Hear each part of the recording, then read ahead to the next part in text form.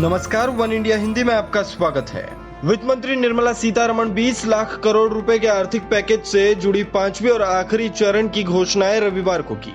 वित्त मंत्री ने कहा कि प्रधानमंत्री ने कहा था कि आपदा को अवसर में बदलने की जरूरत है।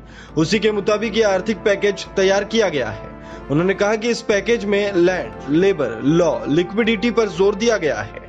वित्त मंत्री ने कहा कि शहरों से गांवों की ओर जा रहे प्रवासी मजदूरों को रोजगार की कमी ना हो, इसलिए मनरेगा का बजट 40,000 करोड़ रुपए बढ़ा दिया गया है। A lot of workers are going back to their villages and we've made provision so that they can also join in if they want to enroll in Manrega.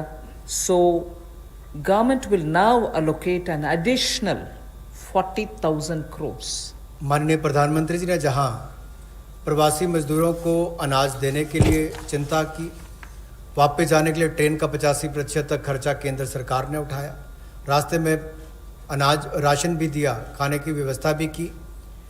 अब जब वो वापस अपने घर जाएंगे तो काम की कमी ना हो, इसके लिए 300 करोड़ परसेंटेज ज़्यादा इसमें जनरेट होंगे और इसके लिए 40,000 करोड़ रुपये का अतिरिक्त प्रावधान भारत सरकार ने किया है, ताकि ग्रामीण क्षेत्रों में रहने वाले जो हमारे यहाँ से प्रवासी मजदूर वापस गए उनको काम की कोई कमी ना आए और आय के साधन भी हो सके। इसके अलावा पब्लिक सेक्टर के लिए उन्होंने नई नीति की भी घोषणा की। वित्त मंत्री निर्मला सीतारमण ने कहा कि पीएम गरीब कल्याण योजना के तहत टेक्नोलॉजी का इस्तेमाल कर डायरेक्ट बेनिफिट ट्रांसफर कैश का किया गया। इसके तहत 8 करोड़ 19 लाख किसानों के खातों में 2-2 हजार रुपए दिए गए हैं।